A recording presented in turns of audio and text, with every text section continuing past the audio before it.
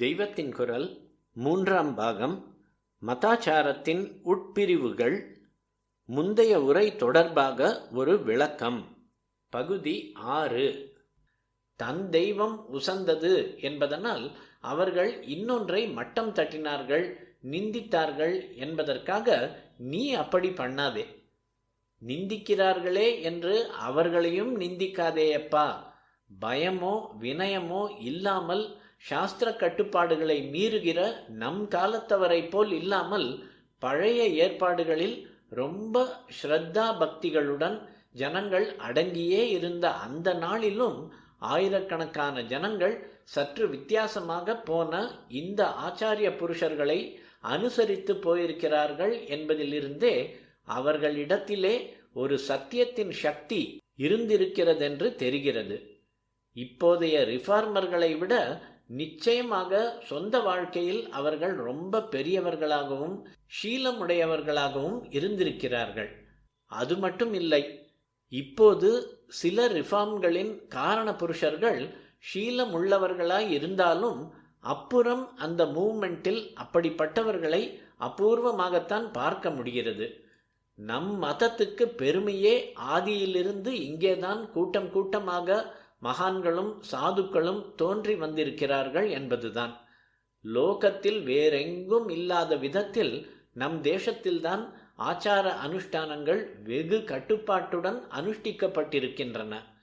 இங்கேயே தான் லோகத்தில் வேறெங்கேயும் பார்க்க முடியாத அளவுக்கு மகான்களும் தோன்றியிருக்கிறார்கள் என்பதிலிருந்தே இந்த ஆச்சார அனுஷ்டானம்தான் ஷீலத்தின் உயர்வுக்கு காரணம் என்று தெளிவாக தெரிகிறது. இந்த அபிப்பிராயத்துக்கு பலம் ஊட்டுவதாகவே பூர்வாச்சாரங்களை விட்டுவிட்ட சீர்திருத்த இயக்கங்களில் உத்தமர்கள் பெருவாரியாக வரவில்லை என்று பார்க்கிறோம். வைதீக சாஸ்திரங்களில் பெரும்பாலானவற்றை அனுசரித்து மற்றவற்றை மட்டும் மாற்றி இருக்கிற சம்பிரதாயங்களை பார்த்தாலோ இவற்றில் முதல் ஆச்சாரிய புருஷருக்கு பிற்பாடும் ஏகப்பட்ட பெரியவர்கள் நிரம்ப யோக்கியதை உள்ளவர்களாகவும் பகவானின் அனுகிரகத்தை பிரத்யக்ஷமாக பெற்றவர்களாகவும் தங்களை ஆசிரயித்தவர்களுக்கு அனுகிரகம் செய்ய சக்தி வாய்ந்தவர்களாகவும் தோன்றியிருப்பதை பார்க்கிறோம். இன்றைக்கும் அவற்றில் நிறைய அனுஷ்டாதாக்கள் இருப்பதையும் பார்க்கிறோம். வாய்ப்பேச்சு என்றில்லாமல் நல்ல கண்டிப்பான அனுஷ்டானம் செய்த ஆயிரக்கணக்கானவர்களின் அனுபவ பலம் என்பது ஒவ்வொரு சம்பிரதாயத்திலும் அதன் ஆச்சாரியரின் நாளிலிருந்து இன்று வரை தலைமுறை தலைமுறையாக வந்து அவை ஒவ்வொன்றுக்கும் உரமூட்டியிருக்கிறது.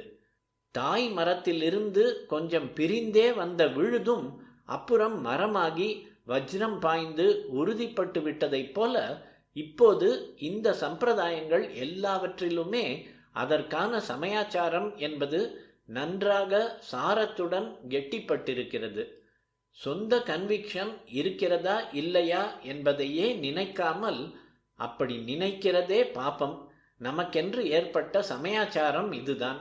ஒரு அப்பா அம்மாவுக்கு பிறந்தோம் என்றால் அவர்கள் எப்படி இருந்தாலும் அவர்களையே தெய்வமாக கொள்வது போல நாம் இந்த சம்பிரதாயத்தில் பிறந்து விட்டதால் இதுதான் நமக்கு தெய்வம் மாதிரி என்கிற விஸ்வாசத்துடன் தியாக புத்தியுடன் இவ்வழிகளை பின்பற்றினால் முன்னோர்களின் அனுஷ்டான பலம் இன்றைக்கும் இவற்றில் போகிறவர்களை காப்பாற்றும்.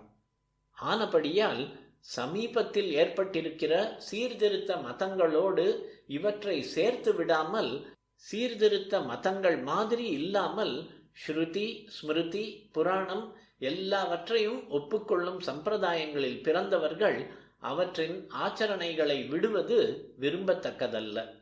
அவற்றுக்கு அதிகமாக ஆதி வைதிக மரபுக்கு சம்மதமானதாக தாங்கள் இஷ்டப்படுகின்றவைகளையும் சேர்த்து கொண்டு செய்ய வேண்டும். இதில் முடிந்த மட்டும் சொந்த இஷ்டத்தை விட்டு கொடுத்து தியாகம் பண்ணி அந்தந்த சமயாச்சாரத்தையே பின்பற்ற வேண்டும். இந்த தியாக பலனாகவே ஈஸ்வரன் நாம் விரும்புகிற நிறைவை அனுகிரகித்து விடுவான். என்ன கர்மா பண்ணினோமோ அதனாலேயே பகவான் இப்படி பூர்ணமாக ஏற்றுக்கொள்ள முடியாத குலாச்சாரத்திலே பிறக்க பண்ணியிருக்கிறான். ஆனதால் அப்படியே அனுபவித்து தீர்த்து விடுவோம் என்ற புத்தியை முடிந்த மட்டும் வளர்த்து கொள்ள வேண்டும். கட்டுவிட்டு போன பிறகு தேசத்தில் ஏற்பட்டிருக்கிற அனர்த்தத்தை பார்த்து இதற்கு நாமும் பலம் கொடுத்து விடக்கூடாது என்ற தீர்மானத்தின் மேலே நம் சொந்த அபிலாஷைகளையும் லட்சியங்களையும் கூட முடிந்த மட்டும் ஒதுக்கிவிட்டு ஒரு கட்டுப்பாட்டிலே ஒட்டி கொண்டிருப்பதைத்தான் இப்போது ஆஸ்திகர்கள் என்று சொல்லிக் கொள்கிற எல்லாரும் தலையான கடனாக கொள்ள வேண்டும். பழைய வழிக்கு ரொம்பவும் விரோதம் இல்லாமலே நடுவில் உண்டான குல சம்பிரதாயங்களுக்கு மாறாக பக்தி பண்ண விரும்புகிறவர்கள் இஷ்ட தெய்வ கொள்கைக்கு வைதிகாச்சாரம் இடம் தருகிறது என்பதோடு தெய்வ பேதம் இல்லாத சமரச மனப்பான்மையே நம் சனாதன மதத்தின் தாத்பரியம் என்பதையும் நன்றாக மனசில் வாங்கி கொண்டு விட்டால் எல்லாம் சரியாகிவிடும். இப்படி செய்துவிட்டால் சிவபக்தியுள்ள ஒரு வைஷ்ணவனுக்கு திருமண்ணுக்கு பதில் விபூதி இட்டுக்கொள்ள தோன்றாது. அந்த சாம்பலிலே வருகிற பரமேஸ்வரன் இந்த மண்ணிலும் வருவான் என்ற பக்குவம் வந்துவிடும். கேசவ நாராயண என்று நாமத்தை போட்டுக்கொள்ளும் போது சிவநாமாவை சொல்வதில் இவனுக்கு உண்டாகக்கூடிய ஆனந்தம் இல்லாவிட்டாலும் கூட இந்த நாமங்களை சொல்வதிலும் வெறுப்பு இருக்காது. வைஷ்ணவனாக பண்ண வேண்டியதையெல்லாம் பண்ணிக்கொண்டே அதிலேயே ஓரளவுக்கு தன் ஈஸ்வரனை பாவித்து கொண்டு அதற்கு அதிகமாகவும் தனியாக சிவனை பக்தி செய்வான். இவன் இப்படி விஷால மனசோடு இருந்தாலே குடும்பத்தாரும் பூஜையில் சால கிராமத்தோடு இவன் ஒரு சிவலிங்கத்தையும் சேர்த்து கொண்டால் ஆக்ஷேபிக்காமல் இருப்பார்கள். ஆக்ஷேபிக்கிறார்கள் என்றே வைத்து கொண்டாலும் அவர்களுடைய நம்பிக்கையை எதிர்த்து சண்டை போட வேண்டாம். பாவம், அவர்களுக்கு சிவனையும் தெரியாது, விஷ்ணுவையும் தெரியாது. அதனால் சிவனிடம் விரோத பாவம் என்றால் கூட அது தானாக அவர்கள் ஏற்படுத்தி கொண்டதல்ல. இதுதான் நம் குலாச்சாரம் என்று நினைத்து, அது தப்போ ரைட்டோ அது வேற விஷயம். இப்படி நினைத்து அந்த மரபுக்கு வித்தியாசமாக போகக்கூடாது என்ற பயபக்தியில்தான் விரோதம் கொண்டாடுகிறார்கள். அதை நாம் குலைக்க வேண்டியதில்லை. அவர்களுக்கு நல்லபடியாக வேண்டுமானால் எடுத்து சொல்லி பார்ப்போம். அந்த ஈஸ்வரனிடமே இதற்காக பிரார்த்தனை செய்வோம். நாம் சொல்லி அவர்கள் கன்வின்ஸ் ஆன பின்னும் கூட, ஆனாலும் நம் அகத்தில் நம் ஜாதியில் இப்படி லிங்க பூஜை பண்ணுவதில்லையே என்றால் இந்த சமூக கட்டுப்பாட்டு உணர்ச்சியை நாம் மதித்து ஒப்புக்கொள்வோம். வீட்டு பூஜையில் இல்லாததை சேர்க்கக்கூட வேண்டாம். மானசீகமாக சிவ ஸ்தோத்திரங்களை சொல்லிக்கொண்டு உபாசனை செய்வோம். சிவன் கோவிலுக்கு போவோம். அங்கு மனசார சிவ தர்சனம் பண்ணி நமஸ்காரம் செய்வோம். சிவ சம்பந்தமான உபன்யாசம், பாராயணம் இவற்றில் மனசை கொடுத்து ஈடுபடுவோம். இதுவும் கூட கூடாது என்று அகத்து பெரியவர்கள், ஜாதி பெரியவர்கள் சொன்னால் கேட்க வேண்டும் என்பது இல்லை. ஆனால் சண்டையும் போட வேண்டாம். வீட்டில் முருகன் உபாசனை, உனக்கு அம்பாளிடம் பக்தி.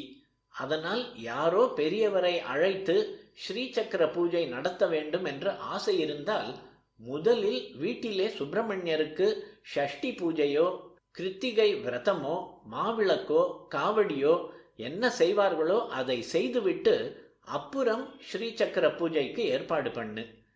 நீ வைஷ்ணவன், உனக்கு அத்வைத்தத்தில் பற்று இருக்கிறது, ஆச்சாரியாளுக்கு கைங்கரியம் பண்ண வேண்டும் என்று இருக்கிறது. அதனால் எனக்கு பிக்ஷை செய்து வைக்க வருகிறேன் என்றால் வா, தாராளமாக வா. ஆனால் அத்வைத்த மட்டத்துக்கு பிக்ஷை பண்ணுவதற்கு முன்னாடி உனக்கென்று ஜென்மாப்படி ஏற்பட்டிருக்கிற ஜீயர் யாரோ அவருக்கு பிக்ஷை நடத்திவிட்டு அப்புறம் இங்கே வா. குலாச்சாரத்தை மேக்சிமம் அனுசரி. அதற்கு அதிகமாக உன் சொந்த உள் அனுபவத்துக்கும் மனப்பான்மைக்கும் அனுகூலமாக உள்ளதை செய். இப்படி அதிகமாக செய்வது குலாச்சாரத்தையும் விட மூல வைதிக ஆச்சாரத்துக்கு சம்மதமானதாய் இருக்க வேண்டுமே அன்றி குலாச்சாரத்தை விடவும் ஆதி வழியிலிருந்து விலகி போய்விட்ட சமீப கால சீர்திருத்தங்களை சேர்ந்ததாய் இருக்கக்கூடாது என்பது முக்கியம். நடுவாந்தரத்தில் ஏற்பட்ட குலாச்சாரங்களை விட இன்னும் க்ளோஸாக மூலமான ஸ்மிருதிகளின்படி செய்யத்தானே நாங்கள் ஆசைப்படுகிறோம். இது எப்படி தப்பு என்கிற வாதத்தில் ஒரு குறை இருக்கிறது. மூலமான ஸ்மிருதியிலேயேதான் शिखां पुण्ड्रं च सूत्रं च समयाचारमेव च पूर्वैराचरितं कुर्यात् अन्यथा पतितो भवेत् என்றும் சொல்லி இருக்கிறது. அதாவது அந்த மூல ஸ்மிருதிகளே நாங்கள் ஜெனரலாகத்தான் ரூல்களை கொடுத்திருக்கிறோம். இந்த அமைப்புக்குள்ளே அவரவரும் பர்டிகுலராக அவர்களுடைய குலாச்சாரப்படி உள்ள ரூல்களைத்தான் ஷிகை, சூத்திரம், நெற்றிக்கிடுவது, மதத்தின் மற்ற ஆச்சரணை ஆகியவற்றில் பின்பற்ற வேண்டும் என்று சொல்வதாக அர்த்தமாகிறது. எனவே குலாச்சாரத்துக்கு வித்தியாசமாக போயும் மூல ஸ்மிருதிக்கு க்ளோஸாக போவது என்பதை ஸ்மிருதியே ஒப்புக்கொள்வதாக தோன்றவில்லை. ஸ்மிருதி வாழ்க்கையையே பூர்ணமாக புத்துயிர் தந்து நிலைப்படுத்திய பகவத் பாதாளும் பிரஷ்னோத்தர ரத்னமாலிகாவில் உயிரை விட பிரியமானதாக எதை ரட்சிக்க வேண்டும் என்ற கேள்விக்கு குல தர்மத்தை என்றே பதில் சொல்லியிருக்கிறார். வேத தர்மம் ஸ்மிருதி வழியான ஸ்மார்த்த தர்மம் என்காமல் அவரவருடைய குல தர்மத்தையே சொல்லியிருக்கிறார். பிராணாதபி கோ ரம்யஹ குல தர்மஹ